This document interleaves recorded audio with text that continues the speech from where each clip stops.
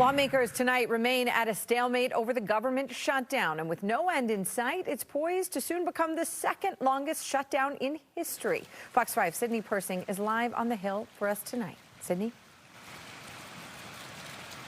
Hey, Katie. Well, at this hour, it does look unlikely that lawmakers here on the Hill plan to reopen the government anytime soon. Since the beginning of this shutdown, food banks in our area have really been working hard to help affected families, and tonight they are bracing for even more impact and need. More to that in just a moment, but first let's just go back to a scene setter and how we got here. Democrats say that they won't vote to reopen the government until Congress extends subsidies they say are urgent and critical to keep health care affordable for millions of Americans. Republicans say that's a separate issue to deal with after the government reopens and say they will not engage in a debate at all. In fact, House Speaker Mike Johnson already sent his members home weeks ago.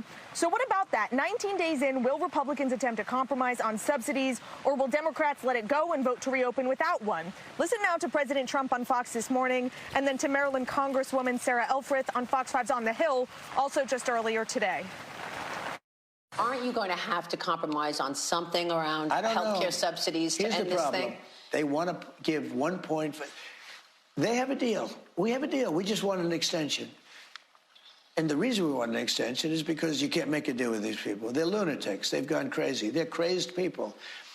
Trump derangement syndrome. We are trying to prevent really bad things from happening. We're trying to prevent the fact that many Americans received a notice of their premiums increasing, in many cases skyrocketingly, on January 1st. It will be too late to negotiate those tax credits in December. We have to come back to Washington now.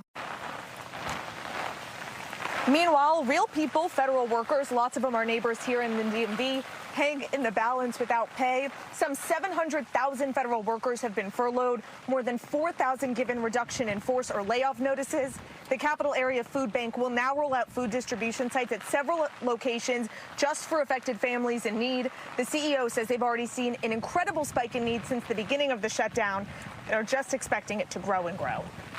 Across these sites, people will be able to come, just show an active federal government employee or contractor ID, and they'll be able to pick up a box of nutritious, shelf-stable items, as well as a box of fresh produce. For so many families that are living with a very thin cushion of savings, missing a paycheck means going from a place of financial stability to one of financial strain.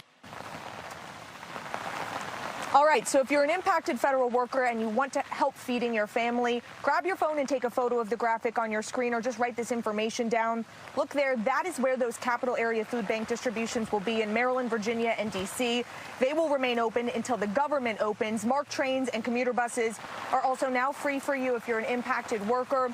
We also know that there will be another vote here tomorrow on the Hill in the Senate, but again, Katie, that is not expected to be successful. As you can see, we are experiencing quite a bit of the rain that Jen was talking about, so we're going to get inside, and we will see you again at 11. Katie.